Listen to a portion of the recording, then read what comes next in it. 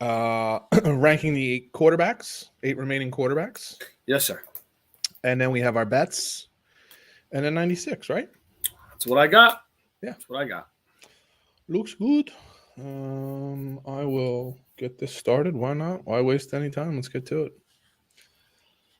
Give that a second to fire up. So you're no good at all next week, huh?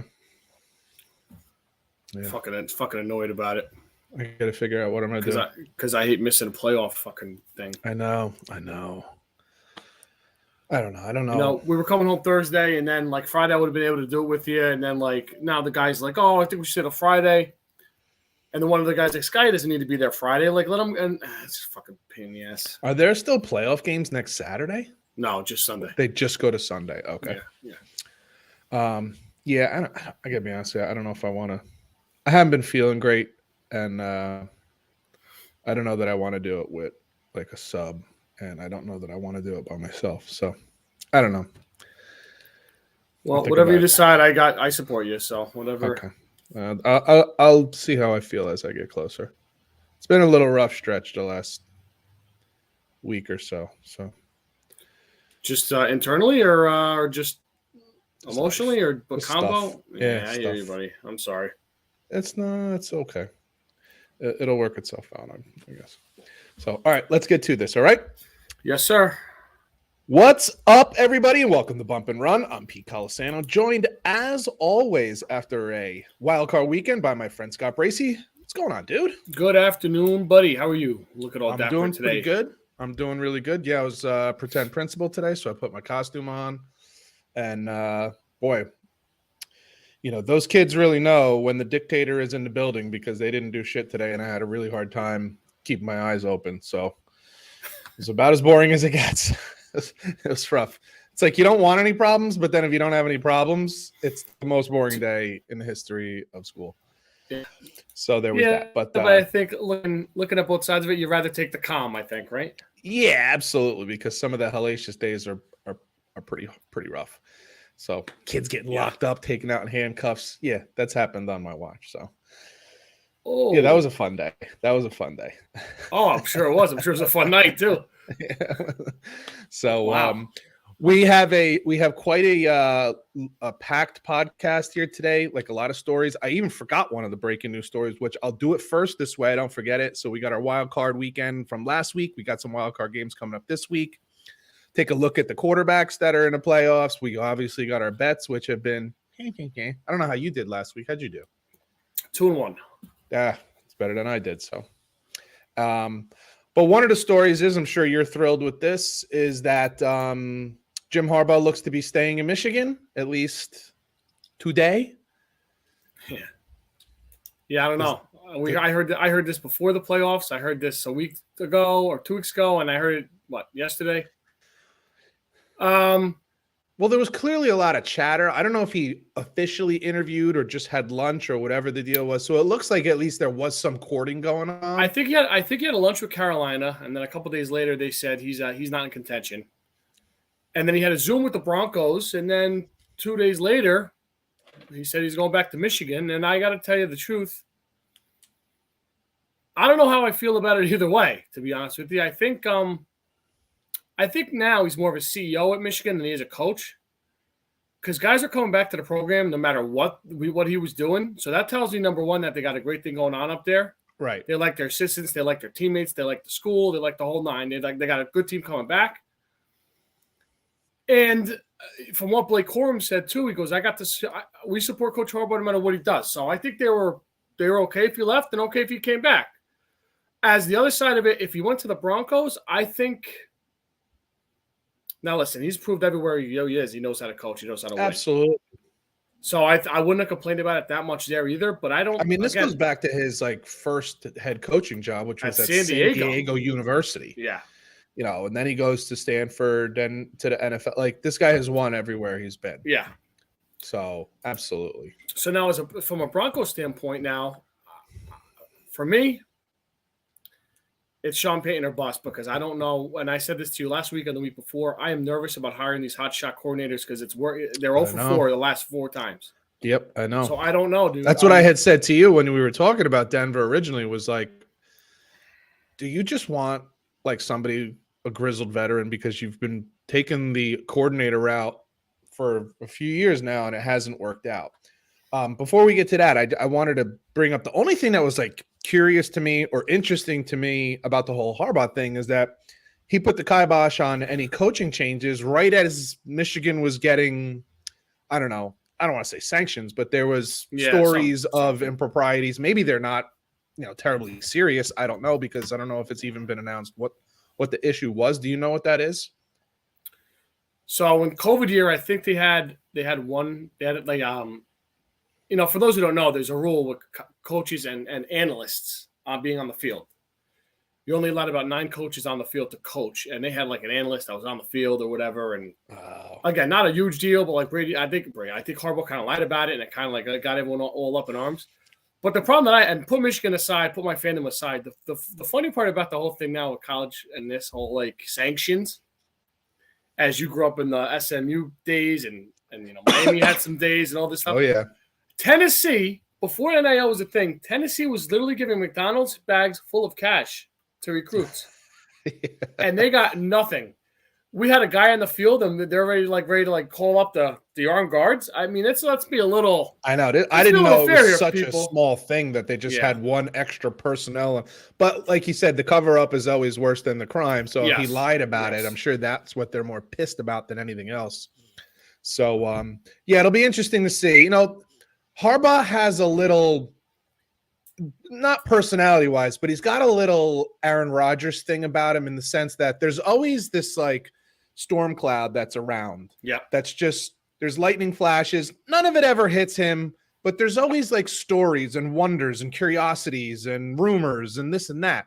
With Rodgers, it's more about like, where does he want to be? And is he going to retire? And does he want to move on? And he's always so fucking cryptic about how he talks to the media and goes on Pat McAfee and all this shit. And I only listen to, Keyshawn, Jay Will, and Max in the morning because that's what's on in the morning on the way to work. 2 days in a row, that's what they've been talking about, in the 6:30 to 7 o'clock segment that they're on. Like, where is Aaron Rodgers going? What did he say with Pat McAfee? And what does that mean for 2 days? Like, thin news time, I suppose, too. But that's kind of how Harbaugh is. There's always this, like, is he staying? Is he going? Is he more of an NFL guy or is he more of a college guy? Oh, well, now there's, violation. So maybe now he'll leave. Like, nothing ever seems settled. Even the way he answered most recently, I think it was like, I'm planning to enthusiastically stay with Michigan, coach the Michigan Wolverines. And it was like, wow, that's just such a weird way of saying, like, you don't say I'm going to, I'm planning to, as if I'm planning to, but hey, who the hell knows what's going to happen, right? So, well, that's what he said too. He goes, well, you can't predict the future, but I plan on being here in 2023. Like, well, until what? Someone gives you a helicopter. That's what I'm saying. That's why when we started this conversation about him, I said to you, for today and maybe for yesterday and today, the rumors are done that he's not going. But if Denver comes and blows him away because they can't get Sean Payton, I have a hard time believing at $12 million a year he's not going to go to Denver. So, excuse me. Also breaking. No, I'm sorry. Go ahead. Go one more thing on this. Yeah. The last 2 years, obviously a big story. Him interviewing with the Vikings last year and whatever he was doing this year. And this guy John U. Bacon, he covers Michigan. He's got a couple books out. He's really good. He's like really in tune with Michigan athletics, and he tweets out every day. Again, nobody, and I mean nobody except Jim Harbaugh knows what the next move is 3 minutes from now. Never mind a year from now, because he's such an oddball. So I agree totally. This was breaking today. This actually came out today. Offensive coordinator Greg Roman for Baltimore Ravens will not be returning. Now, they're not saying that he was fired. It seems like it was a somewhat mutual, or Roman kind of had 1 year left on his contract, and he was like, you know what, I think I'm kind of done. What's interesting about this is he was kind of the architect behind Lamar Jackson's success, I guess we'll say, and structuring an offense that works for him. For people who don't know, Greg Roman was in San Francisco when when Kaepernick was there, and he helped structure this style that they were going to use that, supported what Cap was best at. And he did that in spades when it came to the Ravens. And obviously when Lamar plays, they're friggin' explosive. They use him just enough and they use his legs just enough. And they use his legs as a decoy just enough to make them a pretty explosive offense when he plays. So what's curious about this particular story to me, and I have nothing, concrete to define it in any way, but you got this contract dispute with Lamar Jackson. He doesn't suit up or even practice for the last 6 weeks of the season, including the playoffs. And then you get the OC that's like, I'm out of here. Now, did Lamar want him out? Is he out because he's sick and tired of dealing with Lamar? Was this more of a John Harbaugh thing, like fresh start? Hey, we're going a new direction. So the question I'll ask you about this is, do you think, because, the rumors are swirling that Lamar Jackson won't be with the Ravens next year. I'll see that. I'll believe it when I see it. Right. But do you think that it makes it any more or less likely that Lamar Jackson is with the Ravens next year? I don't think it has anything to do with anything. You don't think it has anything to do with anything? I don't. Okay. You just think this is a guy who said, I think I'm done. Yeah, I think he's probably in his, mid-60s. I think not the youngest guy, yeah. I think the Ravens have had a bumpy 2 years, to say the least. I don't know if he has other opportunities. That remains to be seen. It is kind of interesting that he's really never been part of the head coaching conversation, even though he's had pretty damn good success as an offensive coordinator. I don't know. Listen, I never met the guy, so I don't know what he's like in person.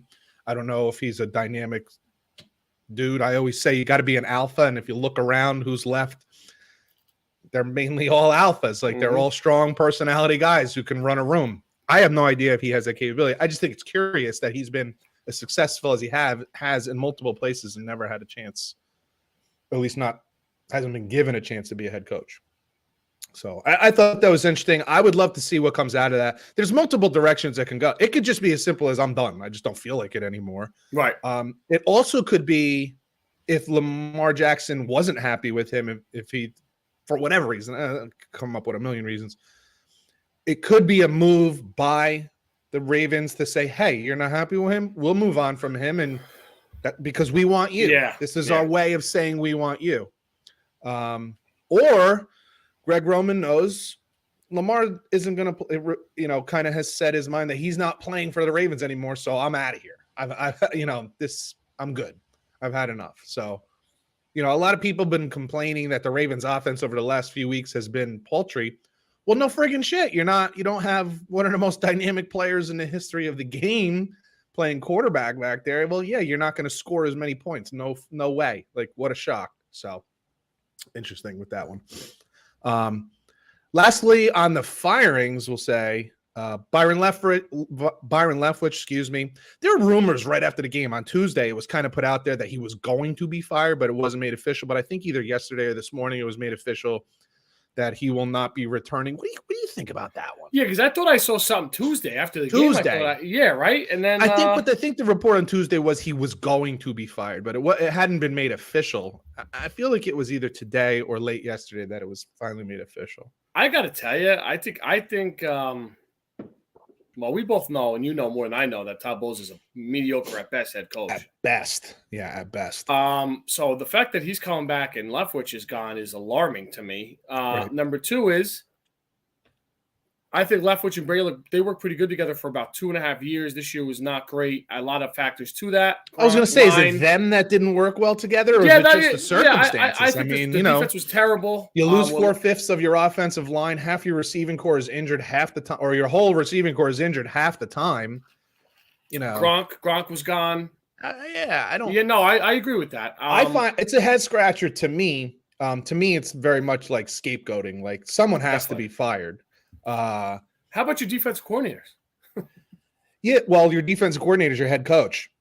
Well, that's true. And me and you both think that he shouldn't be a head coach anyway. And when if we went back on this podcast when they hired Todd Bowles, it was both of us that said, "Why would you do that? I would much rather you see Byron Leftwich, who's been a quarterback on NFL football team, a successful quarterback who knows how to be a leader. He should have been the head coach. I think that would have been a much better hire. So, and also a year ago, didn't he interview with like 3 teams? Yeah, and somebody offered him didn't somebody offer him a Was job it Jacksonville? and he turned it down? That he played for? It was Jacksonville. You're right. Yeah. You're right. And he turned it down. Or chose not to or they didn't come to terms or something like that, maybe. Something. Yeah. You're right. That's who it was. Yeah. To me, look, I don't think this is a matter of his performance.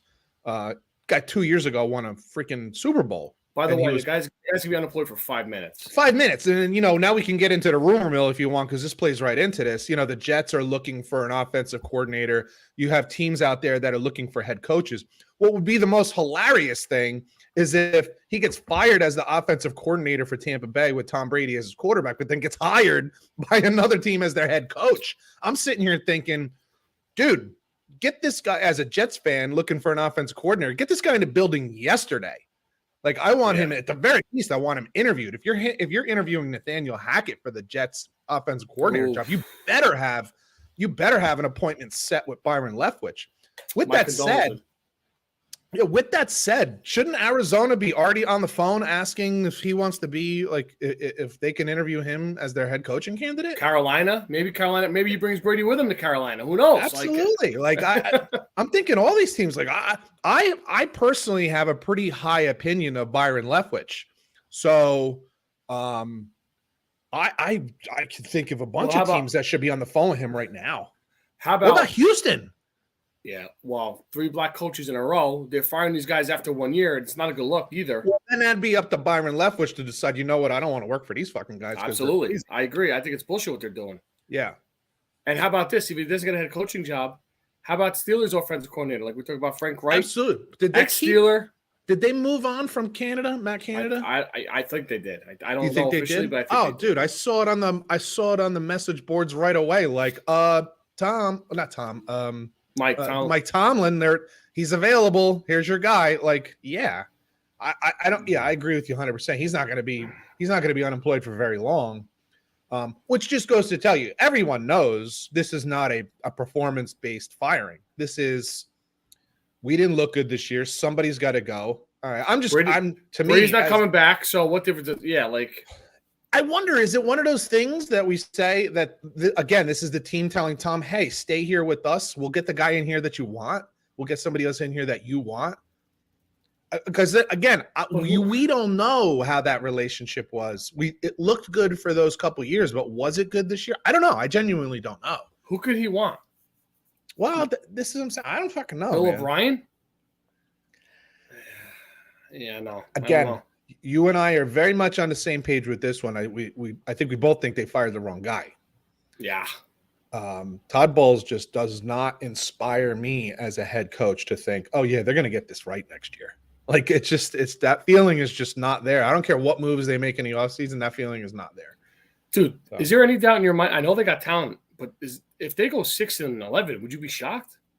Next year? Yeah. I mean, if Tom Brady's there, I'd be shocked. But if Tom Brady's not there. No. Because who's your quarterback? Exactly. Who do they have there right now? Is it Blaine Gabbert? No. Blaine Gabbert and the kid out of Florida. Will Grier? Nope. Trask. Kyle Trask. Trask, you're right. Who we like? I did like him because he's a big, strong kid, but I mean, he ain't Tom Brady. And another coaching rumor I heard this morning that Irsay's really thinking about hiring Saturday. Is that really what's going on? Dude, that's got to be a smokescreen, right? Not necessarily. So this is one of those things. There were some serious problems in Indianapolis that I don't think anybody really realized. That offensive line sucked. That has nothing to do with Jeff Saturday. That's front office. The quarterback situation was atrocious. That has nothing to do with Jeff Saturday. That has to do with the front office. Their wide receiver core was bad. At the very least, it was like C-. That has nothing to do with Jeff Saturday either. Like, we forget, like, this guy came in the middle of the season after they fired a guy. Like, they already stunk. They were bad. So all I'm saying is I don't know how that locker room was reacting to Jeff Saturday. So I can't speak to that, because if I saw, and what I can say is that the owner and GM can speak to that. So if you felt like he had the ear of these players, I guess I can possibly see it. I don't know, but we certainly didn't see on the field performance that would say, "Oh yeah, that's the guy." We saw one half against the Vikings. Yeah, that was about it, right? It was rough, but again, the quarterback play was some of the worst we saw in the entire NFL. Oh God! So Matt Ryan was embarrassing. Ellinger was bad. Nick Foles was no better. Worse. Yeah, I mean, he threw 3 interceptions in the first half of his first start. So I don't know if that falls on Jeff Saturday's shoulders, but regardless, yeah, I mean, well, we'll see. I don't know. We'll see. Yeah, I had mentioned about the Jets looking for an offensive coordinator. They got turned down. This is a bad look when you get turned down by the quarterback's coach / passing game coordinator from Miami. Like, he'd rather do that job. Really? I didn't hear this. What the hell is his name? You know who I'm talking about? No, I don't. Let me look it up. Shit. I can't remember his name. You look it up while I describe it. Dolphin passing game coordinator? I believe so. He's their quarterback coach for sure. I feel like it starts with a B, but I can't remember. But I think this says a lot about the fact that Darrell Bevell, yeah. Oh, you turning you guys down? Who has a good reputation. He's got a really good reputation. Denver should call him with fucking Russ too. It was in Seattle, wasn't he? Yes. Yeah. Yes. Exactly. That's exactly where he was for a few years. Yeah. Which speaks directly to the fact that you don't have any kind of stability at the quarterback position. So to get someone is going to be really difficult. This is why I say, like, okay, it's real easy to say get rid of Mike LaFleur. But now, if you're trying to go with Zach, if you're trying to fix him, now he's going to have a new system to learn. Right. So that's not going to help. At least if you had the same system in place, we can at least say, hey, it's his 3rd year in the same system. Maybe he can grow, fix some of these technical issues, and grow with the same coordinator. I had issues with the play calling, so I wasn't terribly upset. My problem becomes when you think you have a plan, but it doesn't look like a plan. This is one of those things that falls on Joe Douglas, though. Like, when you're going to fire somebody, you better make sure you got something at least you think you can get in place. And I don't know. We'll see. Offensive coordinator things are funny, dude, because unless you're hiring someone else's fired guy, like a Nathaniel Hackett, which you texted was that yesterday you texted that to me? Yeah. I'm like, dude, I don't want Adam Gase all over again. Like, you failed somewhere else, so come here. We want you. Like, it's just it feels so gross. That's the problem. He might be an awesome coordinator. I have no idea. When you look at, he was at Green Bay before Denver, right? Yep. Well, you got Matt LaFleur there. How much of that was Matt LaFleur and how much of what they were doing over there was Nathaniel Hackett? I don't have a great answer for that, but I don't want to be – I don't like look failed at the retreads. Look at the Packers' offense this year without him. Not great. Was it without him or was it without Devontae Adams? I don't know. Who do you think they were missing a little more? That's a good point. I think they missed Devontae Adams a little more than they missed Nathaniel Hackett. Yeah, but LaFleur also comes back to level earth a little bit too. Like, he's not such a. This is true. Hey, this is true. We listen. We said this about Scott Frost with Nebraska. Was it him that was doing so great at Central Florida, or was it Josh Heupel that was so great because Josh Heupel's still doing good at Tennessee? So interesting. Interesting. Frosty. Any other coaching rumors that you have out there that you wanted to bring up?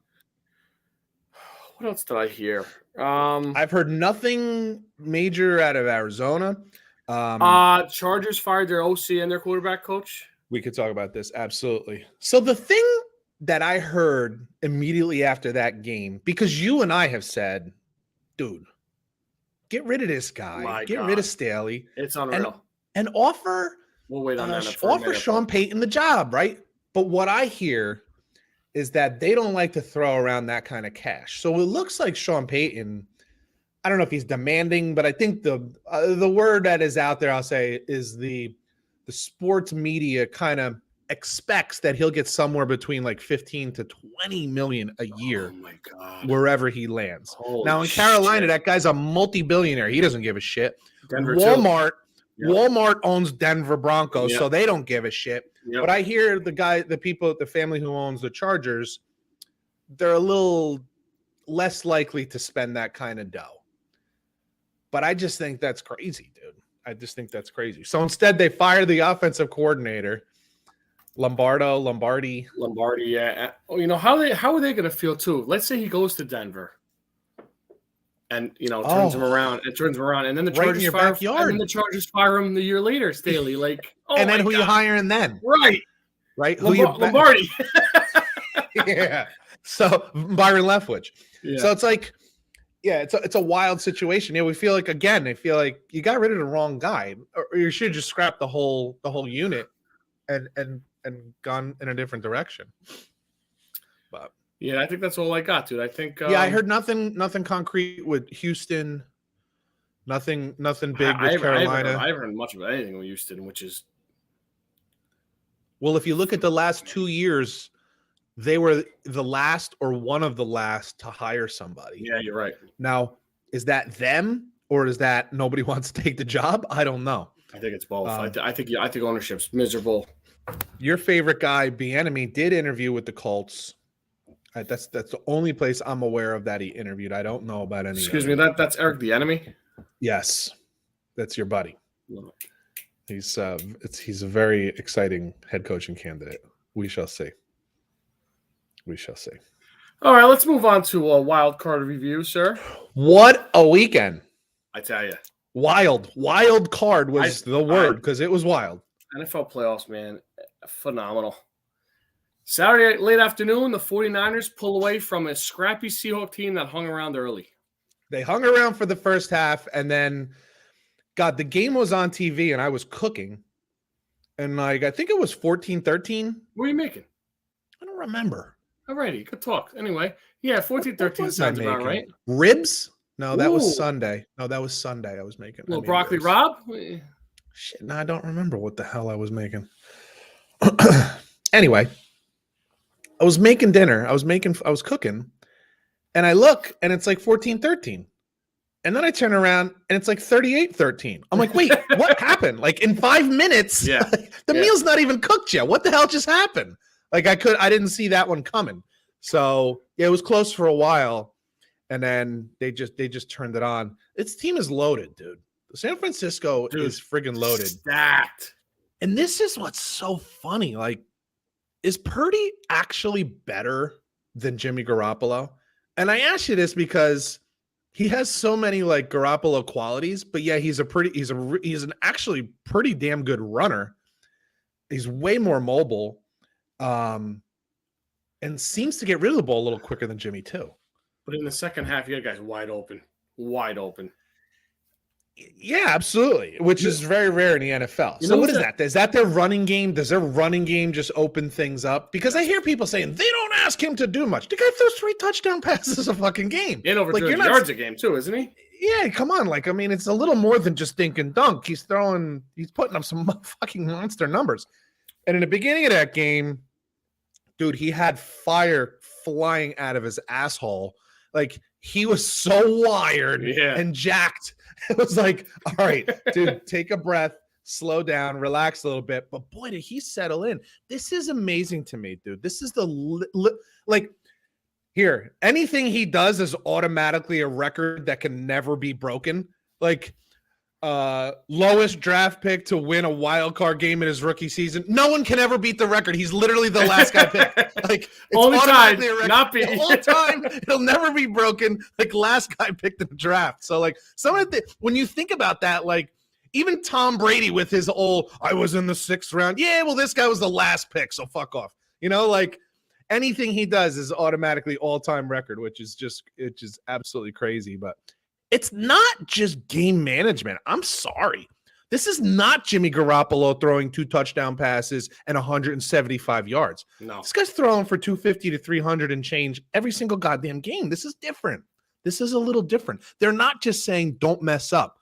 He's putting up numbers. He's putting up real numbers. You know who's a good player? Brandon Ayuk. Good receiver, good blocker, scrappy guy. Catch goes over the middle. Good player. Dude, the reality of the San Francisco 49ers is if they had an all-time quarterback, now maybe Purdy ends up being that. Maybe this is just one of those rare guys that just nobody realized how good he was and ends up being all-time. Maybe he's Joe Montana because he is a little undersized. But you look at the rest of this team, dude. It's fucking loaded. I know. This is one of the outside of quarterback. And again, maybe he makes the run and takes them all the way. I'm not saying he won't, but as unlikely as it is, maybe he will. But you look at the rest of this team. This is one of the most talented teams you've ever seen. Mm-hmm. Like every unit, you have an all-pro or a Pro Bowl player at every level on both sides of the ball. Multiple Pro Bowlers on the offensive line, defensive line, linebackers, wide receivers, running backs. I mean, fucking McCaffrey, like defensive backs. This team, tight end. This team is loaded. I mean, tight end. Even it's crazy. This team is really loaded. It is scary to even now. I say it's scary to think of what they would do if they had They haven't lost Purdy a single goddamn game. So I mean, what else can they do? I guess we won't start to be critical unless he loses a game, but wow, it is something to watch, dude. It's also impressive because this guy really wasn't getting reps until week 3, week 4, because you had God, I always forget his name. Who was the original starter? Trey Lance was the original starter. I know I said that like a lot of guys on his team. Jason Peters was the left tackle saying, was Jason Peters a left tackle? No, Trent Williams. Trent Williams, I'm sorry, different guy. Saying we could see right from the start he was a leader, but nobody expected this guy to do anything like this. You were hoping he would kind of hold water, but it's really unbelievable. It really is unbelievable. And listen, say what you want, last pick in a draft, didn't expect much. This team is firing on all cylinders right now, dude. So, I had mentioned last week when we were doing the preview for this game, it's never a good sign when your Super Bowl winning head coach, Pete Carroll, says, yeah, but we got to play San Francisco this week. Like, we're all excited to make the playoffs, but yeah, we got to, like, he knew this was going to be an uphill battle. He had that team ready. They were playing really hard. They were playing really friggin' hard, man. I was really kind of surprised at the way that game looked early on, but San Fran's tough. San Fran is tough. And I still, even though they're down to the third string quarterback, I still think they're probably favorites to go to the Super Bowl. Am I out of line in saying that? No. You don't think so? No. It's just crazy to think, though. You're down to your third string quarterback and you're still favorites to go to the Super Bowl. I know. Incredible. Well, the San Diego, LA, whatever Chargers blow a 27-0 lead. And, sir, go ahead. I was out for the second half at Harrah's, meeting an old friend from back in the Clifton days. Nice. And Brett Kilman, he was down here. He's coaching a volleyball team in a tournament that was down in Harrah's. And I said, yeah, man, I'll meet you out there. And then once the game was, I'll say out of hand. Didn't we think it was out of hand? It's like, yeah, I don't give a shit. So it was kind of like, you're doing a lot of talking, a lot of nostalgia talk with an old friend, but you're looking up, at the TV every once in a while, and you're like, so what? They got a touchdown. So it's 27-13. Like, it doesn't matter. Like, then you're like, oh shit, what the hell is going on here? Right? To think that they scored 27 points in the first half and only 3 in the second half is embarrassing enough. I think they only ran the ball like 5 times in the second half. Mm-hmm. Like, dude, you have an explosive running back. You have a decent offensive line. Even if you go 3 and out half of those possessions, run the goddamn ball. I know you got Justin Herbert, but run the fucking ball. Like, this is embarrassing. This is embarrassing. Everybody always says how Austin Eckler is such a great dynamic back. To me, he's Roger Craig. He catches the ball great. He does, but they don't really run it with him, like in between the tackles. Okay. They don't do it enough. I think he's a good running back. I think he's a pretty good running back. But even if you're just average, give him the ball. I don't care. And if it's not him, give it to somebody. Tick, tick, tick, tick, tick. Get that clock rolling, man. If Jacksonville has 1 fewer possessions, they don't win this game. Right. If all you could have done was cut this down by one possession, you win that game. This is on the head coach. I'm not putting this on the offense coordinator. I'm sorry. You're the fucking head coach. You're watching this game. I was a head coach. You know, part of the fun of doing this is that you were a former player. I was a former coach, and we kind of have this player coach dynamic in these conversations because, you know, you weren't always privy to the conversation I was having with CUNY or with the defense coordinator, this one. But I can tell you, so I was the opposite. For those listening, you know, obviously, but I was the opposite. I was the offensive guy. I was calling offensive plays, and I had a defense coordinator that I'll say I was 90% hands off. Right. You know, I hired someone to Coach do Lambert. that job. What's that? Coach Lambert. What a nut. Yeah, Keith Lambert. Like, I hired him to do the job. And 90% of the time, I was hands off. Maybe 95% of the time, I was hands off. Why? Because while the defense is on the field, I'm making adjustments with the offense. I'm looking down and thinking, okay, this worked, that didn't.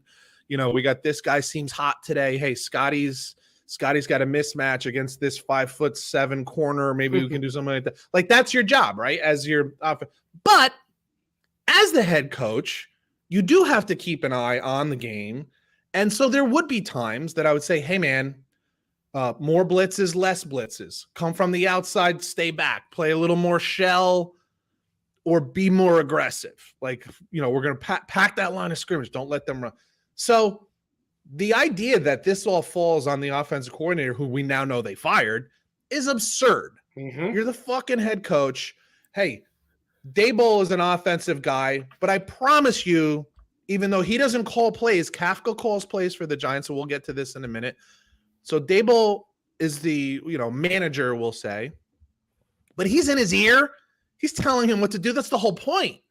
At some point, you have to be the decider of what's going on. So that's why I say this still falls on Staley. Not that you're going to call offensive plays, but you need to tell him, hey, man, start running the ball. We need to run the ball more. Mix it in, do it more, 50-50. I don't care. But not 5 times in 30 fucking minutes of second half of play when you're winning to start that half 27-7 or whatever the hell the score was. And at some point it was 30-14 or whatever. You have to, as the head coach, step up and like get in his face. Whatever. You make that decision. That falls on you. That falls on you that adjustment was never made, not the offensive coordinator. It's also the offensive coordinator, but it falls on the head coach. That's why you get the big bucks. That's why you get the monster contract. That's why you're at the podium before and after games and you're there all week answering questions. It's on you. It's on you. So especially considering some of the decisions that you and I have questioned that Staley has made over the big move was to fire the offensive coordinator. Oh, I'm sorry. And this was very like politician. And I thought it was ugly. Like, and I mean political politician. He said, well, I've been coaching here for 25 games and nothing like this has ever happened. Yeah, but it happened in your first fucking playoff game, motherfucker. What's wrong with you? Shut your mouth. Now you look like Zach Wilson saying, not my fault. Oh, yeah. Dude. You should have been fired on the spot. You should have been fired before you walked out of that press conference. Did you hear him say that? I just don't like the cut of this guy's jib, dude. It's something like I got mini breaking news here. It's just let me finish one thing before you. Go ahead.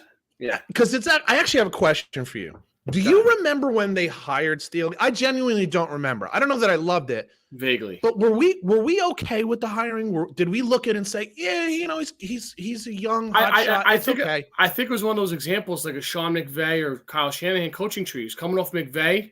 So we were kind of okay with it? Yeah, we're kind of okay with it. Yeah. We weren't against it.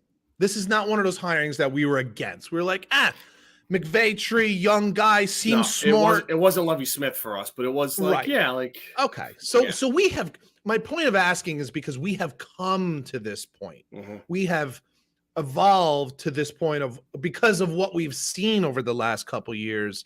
I think both of us were like, at the very least, both of us this year were like, you have to make the playoffs and win a playoff game, or I think you're out. And that's why we both are kind of like, geez, especially, you know, if they lost this game 31-30, but it was back and forth, nip and tuck, it's Justin Herbert, it's Trevor Lawrence, back and forth. It's just a heavyweight battle of NFL players, and you're on the road and you lose 31-30. That's different. Yeah, definitely. You were winning. You were up 27-0, 27-7, 30-7, 30-14, and you lost. No, it's different. It's the same. We talked about this with the Jets. If you told me before the season they were going to be 7-10, I probably would have been okay with it. But I'm not okay with it after you start the season 7-4. It's not the same. It's not losing 31-30 after being up 27, basically nothing, is not the same as losing 31-30 in a nip and tuck back and forth, battle. So it's different to me. That's why it falls on the head coach. Breaking news. What you got? What a fall from grace. Ex-Yankee reliever, closer, Aroldis Chapman. Dude, what? To the Royals. They traded him? Free agent. They just walked away. 1 year, $3.75 million. See you, Chappie. Unbelievable. And I feel like you're getting kicked out. Anyway, what's crazy about that is he still throws 100 miles an hour. Yeah, he's a mental midget, though. But isn't it funny? Mental midget that throws 85 miles an hour isn't playing baseball anymore. Mental midget that throws 100. Yeah. We'll take a shot. We'll take a flyer. We'll take a shot at this one. As would I. Especially if you're a small market team, which incredibly enough, you said Kansas City? Yeah. I think that's brilliant. I think that's a brilliant, pickup. Hey, take a flyer on this guy. Maybe you got some guys in your minor league system that work with pitchers, and we can straighten this guy out, or maybe a therapist. Whatever. This one was not ringing often, I think.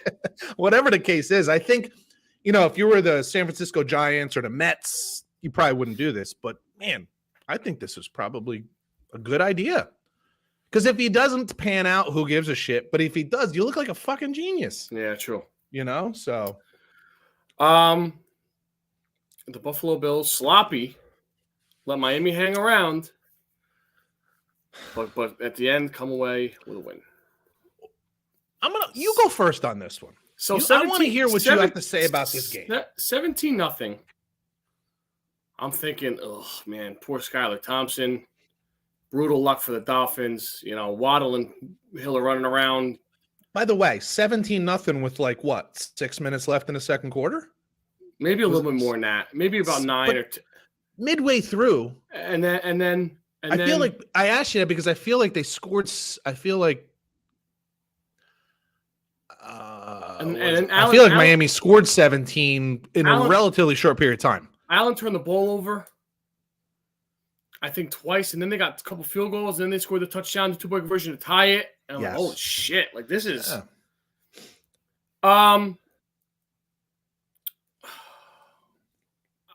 I'm a little shocked at this. I'm not going to say I'm not shocked. I'm a little shocked. All the emotion from the week before at Buffalo with the Damar Hamlin and the kickoff return and all that stuff. I'm like, wow, it's going to, it's going to take a little bit of a step back. And then what's funny? That's not, I'm going to let you finish, but I just want to throw this out there while you keep going. Damar Hamlin was not the name that popped into my head with a couple minutes left in the second quarter. Now keep going. Go ahead. No, I understand that, but but because it was for a lot of people they're dealing. That game didn't get, and I know this isn't what you're saying. Yeah. But a lot of people are like, oh, the poor Bills, this is tough. Dude, Hamlin wasn't on their mind in the second quarter. That's not why that game got timed. No. Continue, please. Sloppy turnovers. I know you're not saying that. Right. I think, but I do think a lot of people were. They had this sentiment of it's hard for them. That's not why that game got tied up. Not because they lost sleep or, dude, their buddy was out of the hospital 3 days before the game. So that's not. I know you're not saying that, but so he was at the facility for Christ's sake. Yeah, come on. We have a segment coming up that I'm going to hit on this, but Josh Allen, I don't think he's overrated, but there's something that he's very loose with the football. I like to bang on Colin Cowherd. Yeah. But he says that Josh Allen, so I got to give him credit for this comment. Mm-hmm. Josh Allen is Mike Tyson. Like, and especially later in his career, Mike Tyson, when Mike Tyson didn't have Customato as his and Teddy Atlas as his trainer anymore. Dude, the guy throws bombs, throws haymakers, can knock you out and make you look silly at any fucking time because he just had that kind of power. But there was a lot of sloppy shit that went on too. You know, there was a lot of like, oh, that's not the Mike Tyson I remember. You know, Josh Allen still, he does some shit and makes it look easy that even Pat Mahomes doesn't do all the time. Okay. But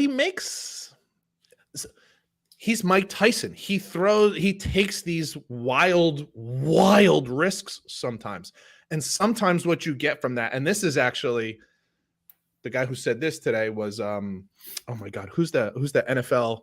He's on NFL primetime, not primetime. Oh, Jesus Christ. I've mentioned his name so many times as a guy. No. Marcus Spears? He breaks down a lot of film. He's more of a film guy. And he'll Jaws, Ron Jaw or Drowski? Similar, but no. Todd McShay? Nope. He's an older gentleman. And Craig all he Morris? does... Not Craig Morris. No. Doesn't matter. This was his analysis. He says, you get this. This is what you get. You get these unbelievable plays, but then you get these mistakes that come along with it sometimes. And no, that's going to drive me nuts. Older gentleman. He does a segment with Cowherd every week.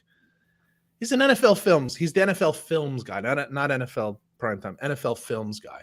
Older guy, glasses.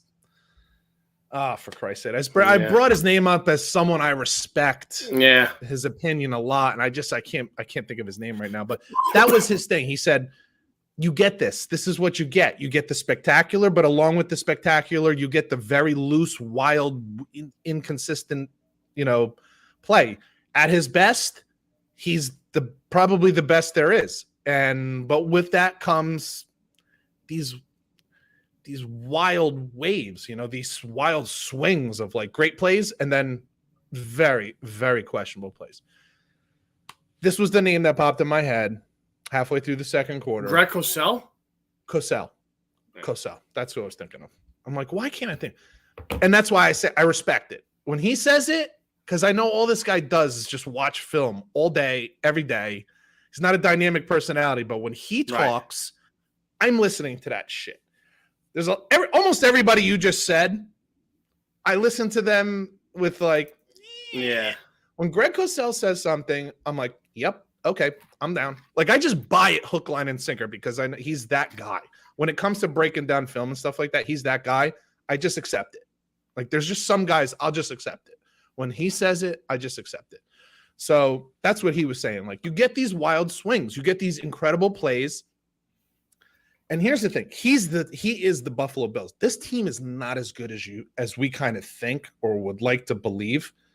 How good is their receiving core?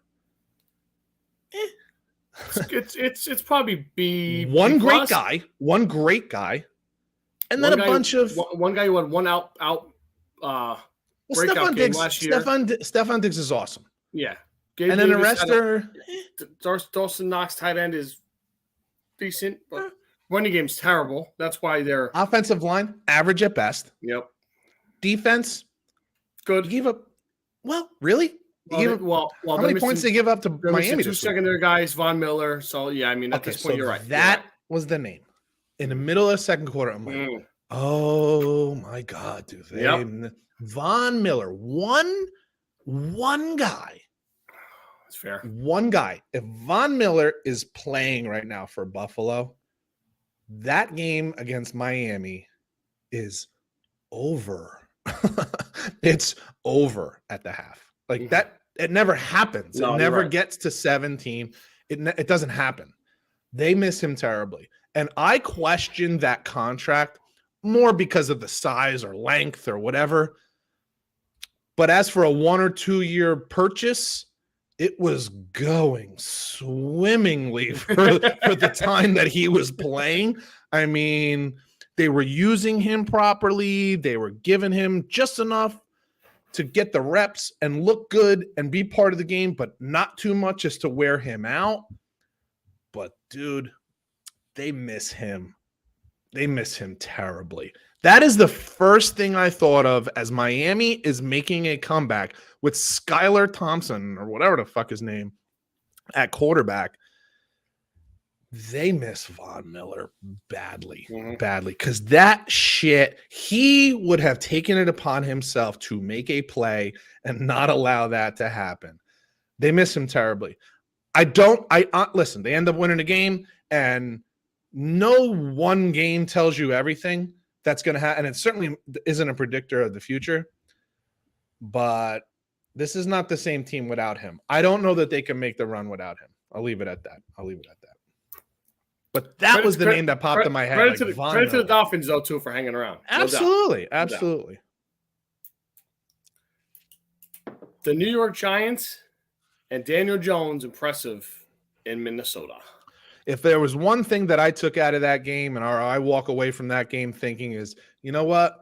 I am now 90% of the way there, because I texted you. Are you fully believer now? Like, is it? You know, I think I'm closer to where you were now with Daniel Jones than I was before that game. Dude, he played fantastic. He did. He played fantastic. Threw the ball great. Now, granted, you know, Vikings don't exactly get after the quarterback. They don't get great pressure. It's not a very good defense. And at one point in the game, I'm like, Jesus Christ, give this guy a break, dude. Like, they ran him, I think, on 4 or 5 straight plays. And I was like, it's a bit much here. Like, you're also tempting fate. Like, yeah, you know, pull it back. But he threw for 300 yards. Dude, he threw the shit out of the ball, dude. I was really impressed. They're running student body right with him as the like 4 or 5 times in a row at one point. Like, yo, pull up a little bit here, Mike Kafka. Like, easy. But so after the game, I'm thinking Kirk Cousins didn't play bad. He came up short at the end, which is very Cousins-like. But he didn't play bad. But he got outplayed. Daniel Jones played better than Kirk Cousins. He looked better than Kirk Cousins. And then the other thing that stood out to me that, I don't know, maybe I just don't watch enough Giants games, or I don't care enough about, or I'll say I never thought enough about Daniel Jones to really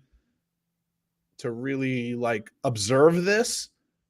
Dude, he's fucking big. Yeah. So it stood out so much in this game that I had to Google this shit. I had to like go on the mini smart machine and look this up. Dude, this fucking guy's 6'5", 230. Like, he is a big dude. And the instant that I read 6'5", 230, in that second that I read that, my like of this is so sad, but my like of Daniel Jones went up, because I like a bigger guy. Like, I want someone that's a little more sturdy, and he clearly is. So Daboll's a really good head coach. I still have my reservations, but I think they're going to feel confident that they have their guy at quarterback.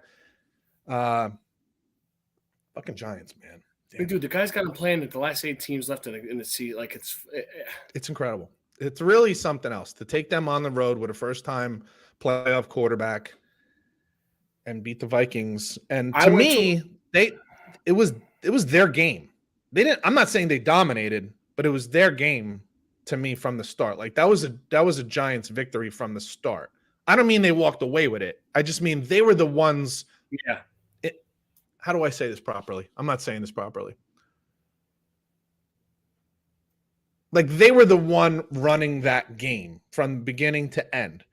Vikings, to me, were always kind of playing catch up. Yep. Trying to keep up with them. That's what I mean. It was a close game. It was always a close game. But I just meant that the Giants, to me, were the leaders of that game. As best, I guess that's the best way I can say it. They were the front runners of that game from start to finish. I was at a game with my buddy Mac, October 4th.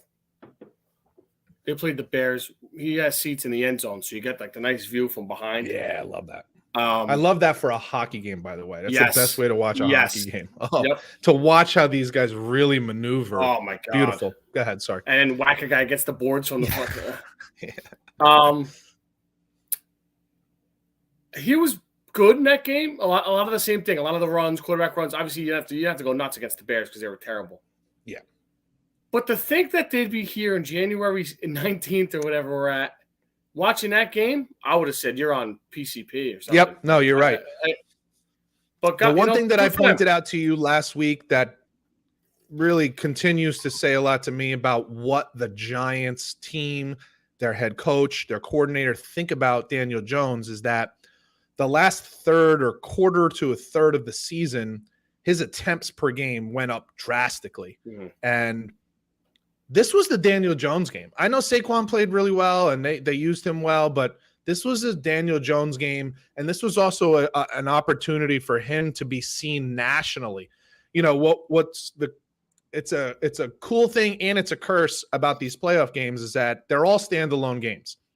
And it's something that I don't necessarily love because I like flipping from game to game. So I don't necessarily love that there's only one game on at a time. But this was Daniel Jones on a national platform throwing for 300 yards and I think 3 touchdowns. Yep. 3 or 4, 3 touchdowns. Run for one. Looking elite, looking like he belongs there. And I don't think the Giants are contenders for a Super Bowl. And it probably ends this week. But Daniel Jones is now a legitimate quarterback in the NFL. I mean, there's no other way around that. And again, he's thrown to me and Valley. Like that's the receivers aren't exactly it's incredible. It's not AJ Brown, Devontae Smith. Slayton looks good, but what's the other guy that I mentioned? Hodgins. This guy was on the Buffalo Bills. He wasn't on the Bills. He was on the Bills practice team, dude. That's why they got him, because you can basically buy a guy off of anybody's practice squad if you want to. You have to give compensation, but he was on a Bills practice squad in November, not in August, like 2 months ago. Like, that's how desperate they were for fucking receivers. Doesn't Dable just look like a Giant coach, too? He just fits. Just be fat and bearded. I was going to say, isn't he just like a young oh, my God. Too much bourbon. Come on, who's the head coach, Super Bowl coach for the Giants? Bill Parcells. He's like a young Parcells. You know, he's got the belly, he's overweight, kind of a strange-looking dude, you know. But dude, you got your coach, you got your quarterback. It's a great place to start. Yes, sir. It's a great place to start. Fluke play propels the Cincinnati Bengals. I tell you, bro, I think they're in trouble in that game if that play doesn't happen. Yeah. It's a 14-point swing. Absolutely. Pretty crazy. And I had said to you before this game, I said, you know, matchups matter. And I don't exactly know why, but Cincinnati has a hard time against this Baltimore Ravens defense. Burrow didn't look his best. How much bourbon have you had, by the way? Yeah, apparently too much. Burrow didn't look his best. And you got a quarterback sneak that ends up getting taken back for a fucking 100-yard touchdown. And what's even more interesting about that is you're like, because if you just watch highlights, that's the last highlight of the game, right? So you're like, wow, that was the game. What was there, a minute left? There's 11 minutes left in that game, and then that was it. Like nobody did anything after that. Like there was really no scoring opportunities after that, which is, I don't know, maybe the most fascinating thing about that, because in today's NFL, fourth quarters are like, you know, there could be like 9 points scored, like 3 field goals for 3 quarters. And then there's like 6 touchdowns in the fourth quarter. Yep. You know what I mean? Like you got these close games, and then it's just, we get, you know, Bills Chiefs last year, just, you know, 4 touchdowns with 2.5 minutes left in the game. So to think that was the last score, okay, fine. Like that's crazy. What a crazy way to end the game. That didn't end the game. There was still 11 minutes left in that game and nothing else happened, which it just blows my mind. But yeah, it's just one of those games or one of those matchups where you say, wow, Cincinnati just really has a hard time with that defense. And I think they feel lucky to get out of that game with a victory, because it wasn't pretty. And again, I'll just say to everybody who says, oh, that means they're done. No, that doesn't mean anything, because whatever you did last week really doesn't have anything to do with what's going to happen next week. But they do have some injuries on that offensive line. There are some issues with that. I'd be more concerned about that than I would be like, well, they played bad, so they'll play bad again. It doesn't really work like that. But one more interesting thing about this game from the Ravens side, a lot of people are throwing a lot of people under the bus too at the end of the game. Well, sure, because I'm sure some guys are now. So you clearly had some comments where like, if Lamar was here, we would win. Is that? And then I heard, is that positive or negative? That was the question I was just about to ask you. Is that guys? And I'm asking you, so I'm give me an answer on this. Tell me what you think. I think guys saying, dude, you should have fucking been here because we would have won, or is that just guys saying, God, that sucks because if Lamar was healthy in here, we could have won. I think I heard a couple guys say it, and I think it depends on the tone and stuff. Because I heard one guy, and it sounded like he was like really pissed at Lamar for not giving it a go, leaving us out there to dry. And then I heard another guy was like, "Listen, bro, we would have won that game easily if Lamar was here." Like, right? Going into that game, we had guys like Michael Vick coming out and saying, "Bro, tape that shit up, put a brace on it. You need to play." So it did feel like there were some reports of guys in that locker room saying, dude, we're all fucking banged up. It's the NFL. We're all playoffs. We are all sore, but we got a shot here, man. You should be here. So I'm sure there were some guys on that team that were a little pissed that he wasn't playing, but I'm sure there were also some guys that were like, hey, man, you got to protect yourself. If the guy says he was hurt, he was hurt. I tend to lean a little more on the side of I think this was a little more contractual, which is why he didn't play, than it was injury. I have no evidence for that, but that's just how I feel about it. And I think that's a little douchey, and I think there's enough guys in that team that sensed that and felt that that it causes a rift, and that's a problem. Well, then RG3 comes out and goes the other way. Oh, we ruined my career. My career would have been different. I played through it. Blah, blah. And I'm also getting sick of RG3. He's bombastic. He's not afraid to say certain things. He's a little different. He does make a good point, though. Yeah, I mean, he does make a legitimate point. Listen, I never played college football, never mind the NFL, but when I played with you, I was taped up like a mummy, dude. You don't want to let you guys down, man. Like, dude, this is Lamar Jackson. I think like most all situations, there's a fine line, right? Like everybody's here to make their money, but nobody wants to think that any one guy is not playing because of the money. And if there's enough guys in there that think that's a problem, bro. Most guys on a team have no problem with you fighting for your bread. Correct. You know what I mean? In August, February, June. Yeah. You want to hold out for a few weeks in August. You want to not play to be no problem. We support you. You got to do what you got to do. But every single guy, I have to believe that every single guy, at least to some degree, wants to win a Super Bowl. It's not just about the money. And the other thing is about that is all these guys recognize that you either have most of those guys have a small window. They don't have 20 years to win a Super Bowl, depending on where you at in your career. And frankly, where you're at with your contract. So a lot of these guys are looking and say, dude, I don't know how many opportunities I have at this. Right. Don't fuck with my chances of winning. Not even players. Just look at Greg Roman. If he's in his 60s, maybe it was his last year. No one knew it.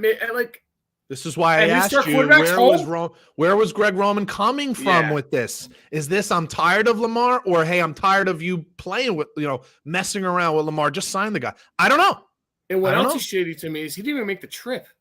Right. I don't love that. Bad. Yeah. That's what looks really bad, because then it really does look like this is about money. Right. And not about an injury. And here's the other problem. Whatever the truth is doesn't matter. What matters is that you have different factions within the same organization questioning what's going on. And that's not good. And that's not Raven-like either, to be honest with you. It is not. We go back to Aaron Rodgers last year. Remember all the chaos with Aaron Rodgers all off season? Yeah. How'd their season work out? Not well. Not well. So be really careful with that shit. One more, brother. The Dallas Cowboys do the unthinkable. They win a playoff game for the first time in 100 years. They blow out the Bucs and what could be Tom Brady's swan song. Let me say this first before we get into any Tom Brady Bucs stuff. I'm not the biggest Dak. Dak played really good. Yes, he did. Now, it's always awesome when you get no pressure. Vita Vea had a sack in the very first I think it was the first series, first or second series. And then from there on out, Dak had no pressure. So I think I would have had a pretty good game against Tampa. Especially considering how wide open some of those guys were. I think I would have had a pretty good game against Tampa as well. But forget about that. Dak played really well, had a great game. At one point, I think he had like 8, 9, 10, 12 straight completions. You know what? Guys were wide open, but what was different about Dak this week as compared to against Washington, and again, this may have something to do with the fact that he wasn't getting any pressure. His feet were settled. So Dak is a very, we watched those videos of him like flicking the hips and all that kind of shit, and we laughed at that.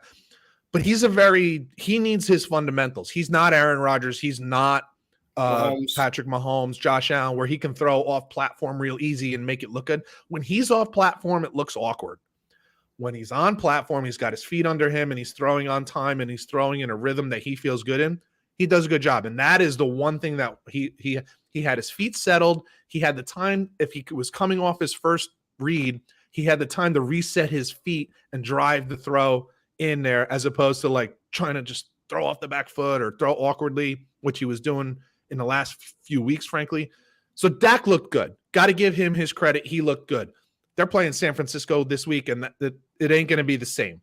I'm not making any predictions of who's going to win. I'm just saying you're not going to have that kind of time. So we'll see what happens there. But Dak looked good. The running game looked good. Offensively, Dallas looked fine. Tom Brady for the first time to me looked a little old. Yep. I think that's fair. God forbid a 40 guy who's playing quarterback at 45 years old. I'm not putting that at his feet because their offensive line is trash. Okay, their left and their tackle, run game. They made the run game. Couldn't run the ball at all. My God. Their left tackle had more holding penalties than anybody in the entire NFL this year. Like, it's a bad offensive line. So I heard people saying, like, oh, it was Brady's fault. It should have been Leftwich that got fired. It was Brady's fault. I'm like, guy had more completions than anybody in the history of the sport. He beat the record that was set last year by who? By Tom Brady. So let's just slow down on it. Was Tom Brady who sucked this year? Tom Brady wasn't a problem. The problem was that they were beat up to shit, and that offensive line. Now, you can say what you want about Tom Brady's greatness. The one thing he does need and has always needed in his career is a good offensive line because he's not mobile, and they just didn't have that this year, and they sucked. And I will say this also. I think this game may have gone differently if he doesn't throw that interception in the back of the end zone. Yeah, it could be. Yeah. Would that have tied the game? If they score there, would they tie the game up, or was it 14-0 at that point? No, it was 12-0. Remember, because the guy came in extra points. It's crazy. That's a whole nother thing to talk about. But I want to say it was 6-0 when they did it. But if I'm they not sure. kick a field goal or get a touchdown there, right? It could change. I have no idea what happens in this game. But what I will say was that interception, the air just got sucked out of that whole goddamn stadium, and the game was like, because then Dallas goes down and scores after that, and that game is over. That game is absolutely over. So if that doesn't happen, even if they just kick a field goal, I think things could have been different. I'm not going to sit here and say they would have. I think things could have been different. But that interception just took the air, because that drive was a response to a Dallas score. So they had taken a ball and went right down the field, got right down there, and interception. Yeah. And, they were showing the statistics all over the TV that Tom Brady hadn't thrown a red zone interception since 2019 with the New England Patriots. And here he goes and does it. And you're like, oh, shit. And air just got sucked out of the whole goddamn stadium at that point. NFL divisional round, the best weekend of the year, they say. Saturday. I don't know. That's going to be hard to beat this past weekend. It was crazy. Saturday, 4:30, Jacksonville at Kansas City. Oof. Is this one of my bets? I think it is. Same. Listen, I think this is a really tough spot for the Jags, obviously, and whoever gets the rest. I had wanted to ask you last week. Do you think it's right that only one team gets the bye? It used to be two. It is tough, dude. I think that seems you're going to tell me Buffalo didn't earn a bye? You're going to tell me San Francisco won 10 straight games to end the season, didn't earn a bye? You get top 3 buys then? Because it's like... Well, that's the problem, right? Because you have the weird number of teams, but it seems to me like 2 teams earning a bye seems more proper than just one. Well, listen, they're going to go to 8 playoff teams soon. Don't worry about it. I know. So that's why I think this is a really tough spot for the Jags, but, they're playing with house money at this point. So the fact that they're even made the playoffs and then won a playoff game, it'll be a great experience for a young team. They're not going to win this game. I don't know what the score is going to be, but they're not going to win this game. But it'll be a great experience. In fact, that might be the best thing that comes of them beating the Chargers is that they get to also then have a second round game, go on the road, play against an elite team, an elite quarterback, an elite coach, a team that's won a Super Bowl, lose that game, but develop the hunger. So you lose your first round playoff game and it's like, whatever, we probably shouldn't have been. But you win a playoff game and then go get beat. I think that could develop a hunger in them that says, oh, we just got to do a little more to get past that team. Who did Doug Peterson coach for? Eagles. Under? Who was the head coach? He was the head coach. No, but didn't he coach with Kansas City under Andy Reid at once? Oh, yeah, he was an Andy Reid disciple, sure. Yeah. Little drama. Maybe a little. I will say this, though. Jacksonville does have explosive ability on offense, and we all know that Kansas City doesn't exactly play the greatest defense. So this is true. Maybe it's tight for a little while. Who knows? Hanging around. Saturday night. Alligator blood. At the Link, down the road from you, sir. The New York Giants at the Eagles. If you would have asked me this 3 weeks ago what I thought would have happened, I'd have been like, blowout. I didn't even think the Giants would be here. So, and now I'll do my best, Lee Corso. Not so fast. I was just going to say, but not so fast. Here's why. Is Jalen Hurts fully healthy? I don't know. I don't think know so either. And I know the Giants are feeling really good about themselves. And more to the point, if it was like San Francisco that the Giants had to play, who they hadn't played before, I'd say they're going to get smoked. If it was Tampa, even though Tampa would have a 500 record, but they hadn't played Tampa before, it's Tom Brady and there's a little intimidation factor and you go on the road, I'd say, I think they're going to lose.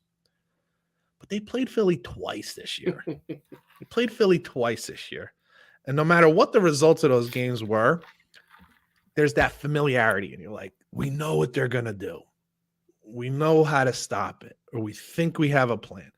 I think there's a little more confidence in playing Philly for the Giants than playing anybody else. Even if they thought they could have beat those teams, you kind of have a different feel about it.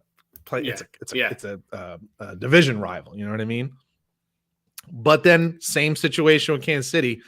It is lovely to get that bye week, boy. Instead of fighting your balls off on the road the week before, you sat home in an ice bath, smoking a cigar, having a bourbon, watching the Giants play Vikings. It's nice. I'd like to see what Wink Martindale's got dialed up for a banged-up Hurts. I would bring the house and hit the shit out of him. I wouldn't even care. In the first quarter and a half, I wouldn't care if we got roughing the passer penalties. I wouldn't care. Yeah. Although he's built like a goddamn middle linebacker, so I don't know if that makes a difference, but fascinating game. Yeah. Fascinating to me simply because division rivals. You know what I mean? Division rivals in the second round. Oh, it's a different level of fuck you in this game. So yeah, that's what I'm interested in here. Sunday, 3:00. We got robbed of this game a couple weeks ago with the injury to DeMar Hamlin. Yes. Unfortunately, the game is now in Buffalo. Unfortunately for the Bengals. Yeah, because who knows what would have happened there. The Bengals at the Bills. Two teams coming off a little slop. Yep. Line all banged up from the Bengals, as you said. But the Bills aren't exactly the best team rushing the passer, so I don't know if that's going to be a major factor. Von Miller. Yes, sir. I think this game has potential to be the best one of the weekend. But we'll see. What do you think? I think this one has probably the most question marks. Like, this is probably the hardest one to predict or to, there's no clear, to me, even though, the Bengals are getting points here. I don't know that there's a clear favorite. This is the most toss-up of the games. Like, either team wins. I don't think anybody's like, holy shit, that's crazy. Like, I don't think this is that game at all. I think, and especially when you consider, like you just said, these two teams were playing a few weeks ago, and Cincinnati was winning that game, and they were driving when DeMar Hamlin got hurt, and they could have gone up 14-0 or 14-3. However, home field does make a difference. Absolutely. But I'm wondering, I don't know, do you have any idea what the weather looks like for this game? I think I heard high 40s and cloudy mild. At best. Yeah, mild. So mild. So that's not going to be an issue. Yeah, this is clearly, to me, this is the one game that you do not want to miss because, and the other great thing is you have two of the top 3 quarterbacks in the league. And either one of these guys, when they fall behind by a touchdown or 2, you're not like, oh, fucking game's over. Like if either team was down by 2 touchdowns or 2 scores, say 2 scores with 3 minutes left, you're still not taking your eye off the screen. Joe Burrow has, if Cincinnati's down by 10 with like 4 minutes left and they have the ball driving, you're not stopping. You're not like, this game's over.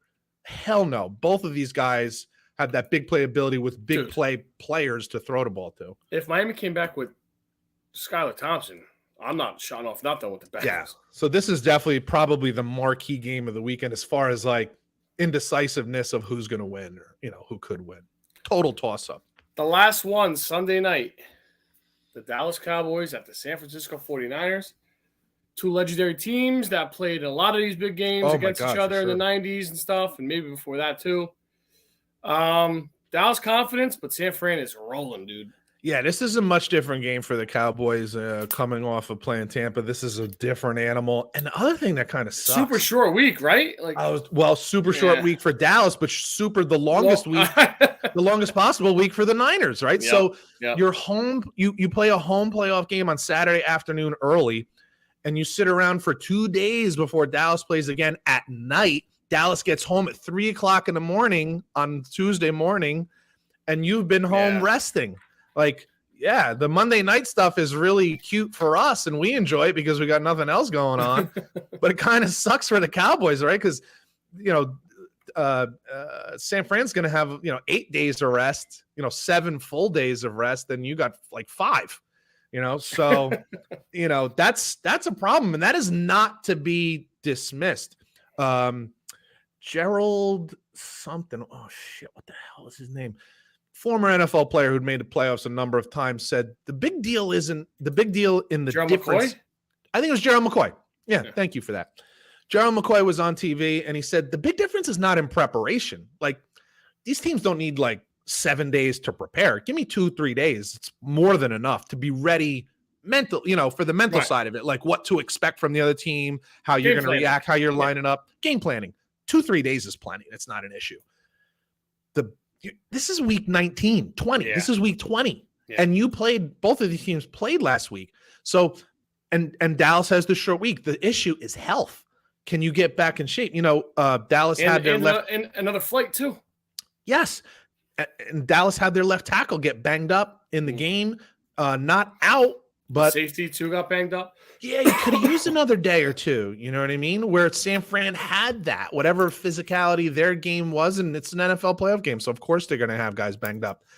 They should all be ready to go. They should all be healthy, where Dallas is still, would love to have an extra couple days. So, to me, talent-wise, these teams aren't too far apart, I don't think. You got Micah Parsons and some heavy hitters. Van Der Esch is healthy on the defensive side. He played a huge part in that game against Tampa and stopping that running game. Micah Parsons, these guys, they're and then you look at San Fran. These teams are very similar. But one's got 8 days of rest and one's got 5. Man, and one's at home and one's got to take a flight on short rest. Mm-hmm. Ooh, that's a big difference. And I'm saying that I'm talking myself into a bet, and it's not one of my bets. So I'm thinking, Jesus Christ, man, why isn't it? I should probably think about that a little more. So anyway, that's a tough spot for Dallas. But they played their best game of the season last week. That's always a good thing going into another playoff game. Your first playoff game was your best game of the year. And now you got another one. In a weird way, that's a good thing that it's short because you just want to get your ass back on the field because you're feeling so good. Yeah, you don't want to wait too long. If you've ever, this is more the case with basketball. Like you play a really good game and you're like, I don't want to wait 4 days. I want to get back on the court tomorrow. So in a way, it's a good thing. It's momentum for Dallas. You just want to keep that shit going. Yep. I had asked you, dude, rank your remaining quarterbacks in the playoffs. There's 8 of them. Yes. Number 8. Number 8 for me is Trevor Lawrence. A lot of this has to do with the fact that he's, only in his second year. But if you look at that game, we look at that game from last week and we say, oh my God, he engineered that comeback. It was brilliant. He also threw 4 interceptions in a quarter and a half before. That's the reason that they had to make that comeback, because he was so god awful. And if you look at the last 3 or 4 weeks, to me, he's had some really great moments and some really bad moments. Of the guys that are still in the playoffs, he's been the least consistent. He's certainly had some great moments, a lot of great moments, but he's had a lot of really bad moments. So I think for me, when I looked at my list and I thought about it, I'm like, this is a trust list, right? This is what we're really talking about here, is trust. And I wish he was on my team, but if the guys that are left, that are left, I trust him the least. How about that? I got Brock Purdy at 8. 1 playoff start. I know he's been red hot. He's playing great up to now, but he wasn't exactly a phenomenal college player. Last pick in the draft for a reason. He's in a great 4-year starter in college, though. He's in a great system. But like you said, I think there's 7 more names better than him on this list. Yep. Okay. For me, number 7 was Daniel Jones. Wow. And I guess, again, this is the trust list. To me, this is like, who do you trust? Because I looked at it as you'll see as we get higher, it's like, oh, of course you trust that guy the most. To me, it's less about Daniel Jones and as far as trusting him as it is about the team that he's on, like the guys he's throwing to. The offensive line, I think, is okay. I don't think it's really good, but I think it's okay. So my trust factor here is a little lower, although I absolutely listen. If you're hearing from me that I really like this guy now, I've been very impressed. I've been kind of anti Daniel Jones now for 3 years, so I like what I see out of him. I'm just saying, of the guys that I have less, I trust him just slightly more than Trevor Lawrence. Number 7 for me, I got Trevor Lawrence. Same as Brock Purdy, 1 career player. So awful first half, as you mentioned. Awful. But great second half. Absolutely. Great college player. Has been a lot of these big games, knows what he's doing. And then the coaching combination with him is what we loved all year. For sure. I got him at number 7. Okay, so number 6, this is where I do bring in Brock Purdy, and it's only because, listen, he is who he is, right? He's the last pick in the draft. There's a reason for that. He's a little undersized. These moments and these scenarios and situations are only getting larger and only getting more pressure packed. And the further they go, the more the media is in his face, and the better he does, the higher the expectations get. When he first started here, it was like, just kind of keep us afloat. Don't let it. But the better he does, and the more he keeps that up, the more the pressure comes up, because now the expectations stay up there. So the expectations are even higher now. You want a playoff game. Of the guys that are left, I don't know how much I can continue to see him just stay so cool. I don't know. So he's my number 6. Number 6 for me, I got Danny Jones. Okay. So we got our bottom 3 we have the same. Playing absolutely great football, comfortable, coaching combination again, and so athletic. And the play calling, they got him doing the right thing at the right time. And I see everyone's following his lead, man. It's a nice thing to watch. It really is. So these next 2 guys for me, as I look at them, I'm like, well, who, they're both like close, because it was like, if I was able to get one of these guys on my team, who would I want? Do they play in the same conference? They play in the same division. Yeah. That's what I meant. Yeah. Yeah, they do. Yeah, I got the same. And let's see what I end up just putting it as like it ends up here for like who has the better overall team, and frankly, who had the better season, we'll say. So for me, number 5, I have Dak Prescott. I just think he's limited. I think he needs things. I think he needs things to really go his way, to go right. A little more than my number 4. I like Dak. I certainly wouldn't mind having him as my quarterback, but to me, he's number 5. So I have the same. I have Dak at 5 as well, and I feel like we're in the same step. He needs balance. When Kellen Moore gets stupid, throwing him 40 times a game, you can't do it. It fails every time. And it fails everybody. And then the running backs get MIA. The linemen kind of lose interest. It just doesn't work. Yeah. The other day, I think I saw a stat. It was like 24 and 24 in the third quarter. They were balanced. Even number of run to pass. And look what they were doing. Destroying the team. I told you the stat when he throws more than 30 times a game or 34 times a game, whatever. They're 13. They're like 13 and 40. Like they're bad. This isn't fantasy football. That's not him. This is real life football. Yeah, that's not him. So number 4 for me, yes, Jalen Hurts, and I think the one difference between him and Dak that stands out the most is his running ability. Yeah. Like he is and Dak ran the ball really well this past game, but I don't look at him as a running threat. He can run if you give it to him, but I don't look at him as like oh shit, we got a game plan for Dak running the ball. I think it just happens like naturally, organically, if that's what you're going to give him. But I don't think it's like a big part of what they do. Whereas with Jalen Hurts, dude, he is a weapon because he's not just fast, like a Lamar Jackson. He's a fucking load. Like when you go to take him down, you're going to pay for it too. It's going to cost you when you tackle Jalen Hurts. So I put him as 4.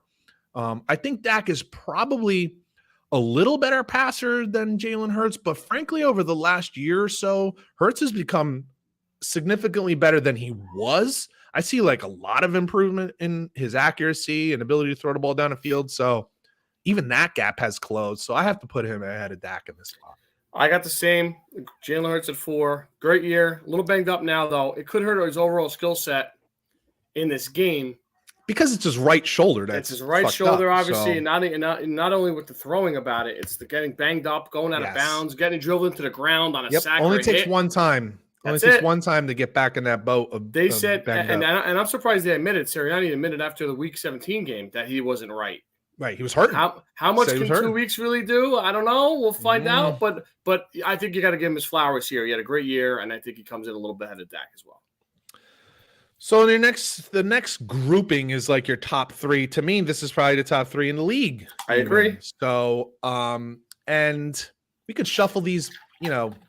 Nobody would turn any of these guys down. I don't think any of these 3 teams would trade their guy either if they could get one of the other 2, or frankly get anybody else in the league. So these are your 3 elite quarterbacks in the entire league, and I don't think it's a surprise that they're all kind of at the top of the league as far as records as well. So for me, but number 3, I put Josh Allen. And I have him at 3 because I just think he's a little more loose with the football. Now, what's interesting is he only had like 2 more interceptions than Patrick Mahomes this year, because everybody's like, oh, just too many turnovers. He's a turnover machine. He had 1 or 2 more than Patrick Mahomes this year. So like slow down with that. But I just think he's a little more hit or miss sometimes, a little more. Some of his turnovers come in some really bad spots and really bad timing. None of them are good, but like some of his just come at really bad times. So that's why I have him at 3. I have Josh Allen at 3 as well.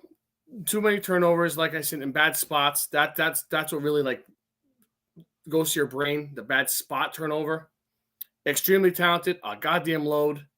Lack of run game really hurts him because I think kills him in more than one way, because the guy is exhausted at some points in games. And he's got if you have like a 3rd and 3 and then, oh my God, it's like. So we were talking about Greg Cosell before. So this is what he said earlier today. And I'm like, oh my God, that is the best way I think I've ever heard it put. Buffalo's run game, it seems so random. It doesn't. Okay. So if you watch San Francisco, their pass game is directly connected to how they run the football. Okay. So like with play action, like it's integral. Their run game is integral to how they throw the football, the style in which they throw the football. This is what Greg Cosell, he says, sometimes it looks like they just say, oh yeah, we should probably run the ball here. So they just run a running play. It has nothing to do with the offense and how it schematically fits, or like, we can play action off of this if we do this well. It's just like, oh shit, we forgot to run the ball like 6 plays in a row. So like, let's just run it. Yeah. Just because we should. Yeah. It's it's not part of the scheme. So Agreed. it just they're so reliant on Josh Allen. So yeah, you're absolutely right with that. It was just funny the way he said it. It was like, oh man, we kind of forgot to run the ball. Let's just throw a running play in here. Anyone will do. Like, doesn't matter how we do it. So it was interesting. So for me, this is hard. This was a hard one because I think Patrick Mahomes is the best quarterback in the league, and I would never trade him. But there's only one guy that I would like consider it, and that's Joe Burrow. And I have Joe Burrow at number 2. And what's the most fascinating thing about me saying like I would never give up Mahomes except for Joe Burrow, maybe like was the only guy I would even consider, is because Burrow physically doesn't do anything better than Pat Mahomes does. Right. He's probably a little more accurate, but if he is, it's only a little. But he doesn't do anything better. But there just is something about Joe Burrow. It's that swag thing, whatever kind of swag, but it's the thing you can't put your finger on, but exists. It's clearly there. Don't even know how to name it, describe it, define it, but Joe Burrow has it, whatever that thing is. So that's why I have him at 2. But if you had him at 1, I wouldn't fight you on that terribly because there's something. I get it. Something thing. But I do have him at 2 just because Patrick Mahomes, obviously my number 1, he's the only guy left, is I just think uniquely special in the history of the game. I loved him coming out of college. I was one of the few people that really talked about him coming out of college. And I just think I think he is, oh my God, who's the guy I always bring up who never won any games, but I just think arm talent wise was always just so Jeff great. George? Jeff George. I think he's Jeff George with a perfect attitude. Yeah. Like if Jeff George had a perfect attitude, he'd be Patrick Mahomes because Jeff George is probably the greatest thrower of the football in the history of the sport, but he was a fucking maniac and a lunatic. So that's why he sucked. Patrick Mahomes can do everything. So, but there's just that thing about Joe Burrow. It's like, I don't know. He looks like Macaulay Culkin, but plays like Joe Montana. So take that and he's got 4 Super Bowls. So take that for what you will. Yeah, number 2, I got Burrow as well. Red hot, weapons galore, great coach, has been in good position, very poised in the pocket. And number 1, I say Patty Mahomes. Yeah. Best player in the league. He has been now for a couple of years. I think he's fantastic. Makes every throw. Leader. People want to follow him. Him and Kelsey are like this, and that's a great guy to have on your side. Tough. Never gets hurt. Always available. It's a huge part of it, man. Like you look down this list and you're like, okay, all these guys at some point or another have been banged up or hurt or missed games. Mahomes never misses. Dude, the guy had his kneecap like torn off last year and he still came back like 2 weeks later. So like, what do they always say? Availability is the best ability, and he's always available. So it's a huge part of it. But he's just so uniquely gifted and talented, and also has the attitude and personality and leadership skills. And you're like, it's hard to find a flaw. It really is, because he's also a big, strong, thick dude, like who can run. It's really hard to find a flaw. A real like, ooh, man, I wish he didn't do this. He fucks up sometimes. They all do. Peyton Manning threw interceptions. Tom Brady threw an interception in the back of the end zone that we said maybe changed the whole course of the game last week, right? These guys make mistakes. It's hard to find a flaw in his game, in him, period. Not just his game, in him, period. Like, it's a pretty special dude. Want to gamble? I would what I love to. Let me get this music going, for Christ's sake. Is that it? There it is, and it's way too loud. Peter, wow. Peter, hold on. Super loud. There we go. What? Do it. Peter, 0 for 3 last week. Oh, Vikings, was I? Chargers and Buccaneers. I got screwed out of the Chargers game. That seems unfair. Well, that's the way the cookie crumbles. It does. Scotty, 2-1, went against Peter with the Giants.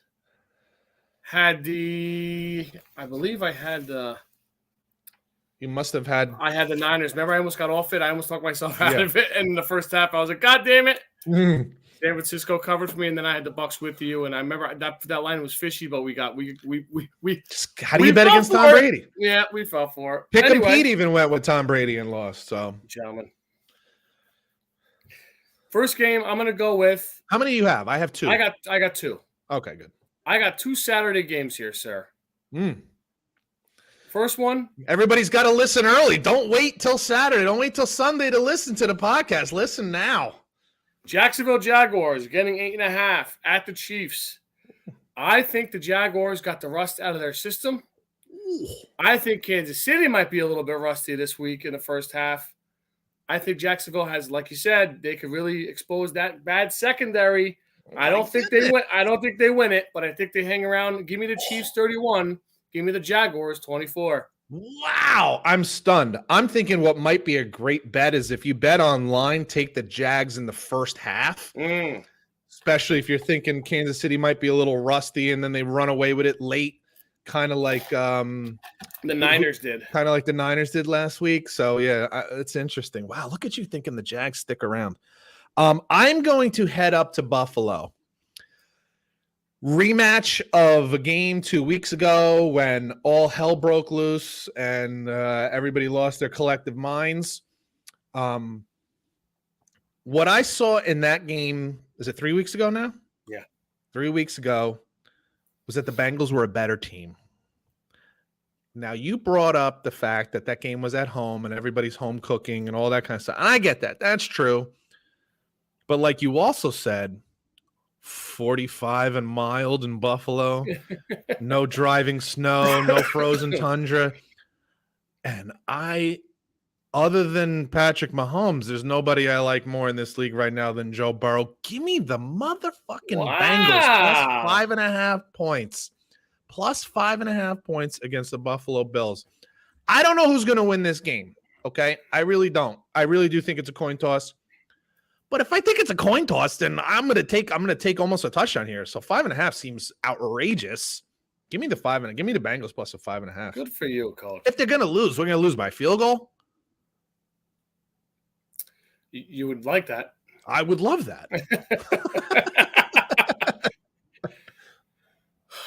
The team that I have ridden more than American Pharaoh the last 6 weeks, the New York Football Giants.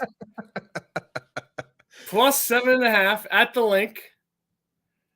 I think the ride continues. Call me my goodness. Crazy. I don't know what Jalen Hurts' shoulder looks like, feels like. Yes. I didn't get the MRI. Did you get the MRI? I haven't got it yet, Peter. I'm waiting by the phone. Okay. I think the Giants can win this game outright. Oh, my goodness. What are you drinking? I think I can't tell you. It's very confidential. Are you smoking that special lettuce? I think Hurts is special. I think Hurts is rusty. I think Wink Martindale has put on a show this year on defense. Oh, my God. I can't even if believe they what I'm could about find to hear. a way to stop Dallas Goedert like the way Hawkinson ripped them up last week, I don't know. These Giants get in the playoffs to get these weird damn momentum. I'm going on the limb. I'm going Giants 31, Philly 28. I crossed it out. Look what I took. Wow. I know it's backwards, but work with me here. Look at I had the Eagles minus a 7.5. I can't stop myself. I cannot stop myself from betting against the goddamn Giants. I just refuse. First of all, I am a Jets fan, so I hate the fucking Giants. But I just can't bring myself to believe that this team is real, even though I just told you I think Daniel Jones might be the real deal. You're sick in the head, but you're the only one of the two of us that's been right about the Giants for about 1.5 years now, so don't listen to me. I am also heading out to Kansas City. And I think you make some tremendous points here. If you look historically over the last few years, since Andy Reid has been there, first playoff games, Kansas City does not get off the good starts. They do not come out of the box fast. Most teams, when they come off the bye or first, boom, like they're firing on all cylinders out of not Kansas City.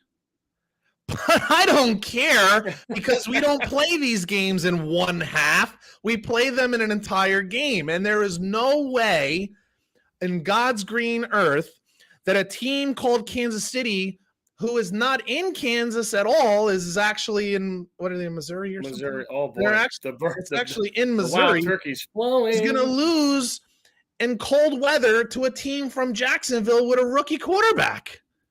I love He's the not a Chiefs. rookie coach. He's a second You know what? year He's a coach. first-year quarterback. I love the Chiefs. He wishes he was a rookie so that he could say he didn't have to play under Urban Meyer last year. That was ugly. This is It was fair. barely a rookie season. This is fair. I love the Chiefs. I love the Chiefs. If this line was 12, I think I would still take the Chiefs. So give me the Chiefs. I'm going against Scotty Too Hottie on this one. Give me the Chiefs minus the 9. Would you get the line at 9? 8.5. Oh, I love it. If I like it at 9, I love it at 8.5. Give me the Chiefs minus 8.5 over the very green, very young, very unprepared, very not ready Jacksonville Jaguars. Love that pick even more now. Peter, the ice cold Peter. You know what's so funny about that? Now you love my pick, but if I pick on Michigan, you call me the mush, right? Yeah.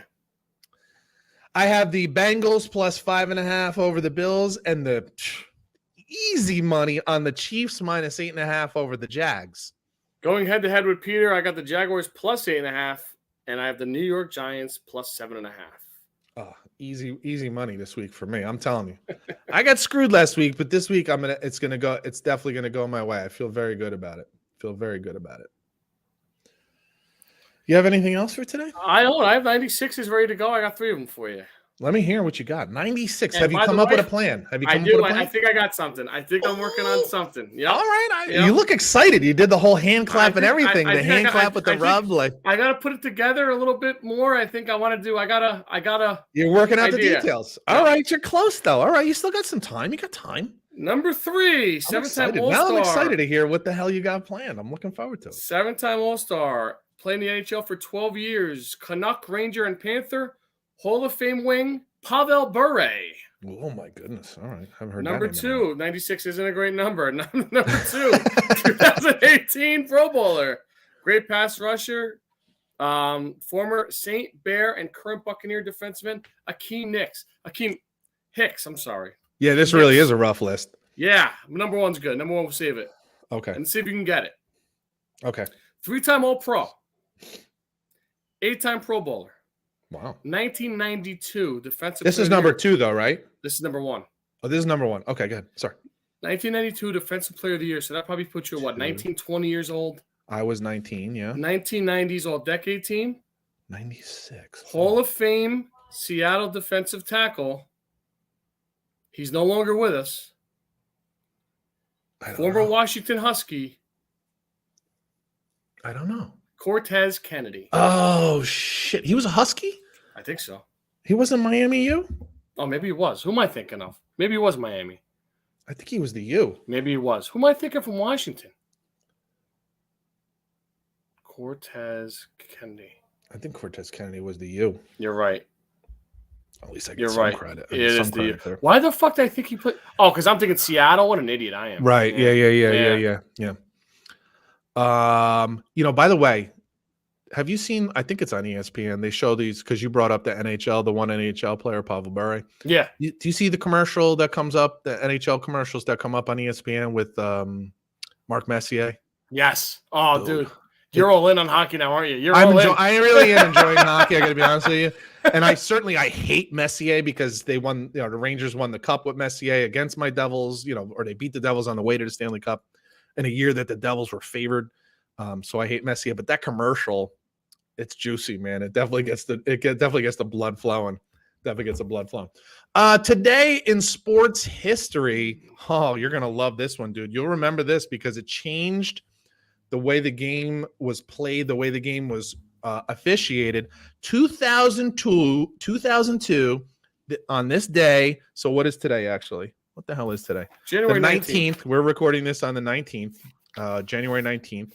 The Tuck Rule game, AFC divisional playoff game. My Michigan boys. With under 2 minutes to play, New England Patriots trailed the Raiders 13-10 in a driving snowstorm when Tom Brady fumbled the ball and it was ruled an incomplete pass. And then the Patriots go on to win that game 16-13 in overtime. That play was called the tuck play. They were saying he kind of tucked it. And then you have the tuck rules. Change history forever, my friend. Change the way the game is officiated for sure. And by the way, breaking news real quick, longtime Notre Dame basketball coach Mike Bray, this is literally a hot off the presses, Mike Bray to retire at the end of the season. Not the biggest name, but he's been there for a long time. When you're there 23 years, that's saying something, dude. Been there a long time. So great job today, my man. Not too bad. For Scott Bracey, I'm Pete Colasano. You've been listening to Bump and Run. We'll catch you guys next week. Later. All right, brother. It's Milana's birthday this weekend, so I'm taking her out for dinner right now. She doesn't even know that. I'm gonna go take her out for dinner. Very I should nice. still be able to get this done tonight, but in case I don't, it'll be first thing in the morning. All right. Sounds good. Happy birthday to her. Have a good time. All right, my man. I'll talk to you. All right, man. Later. Later on.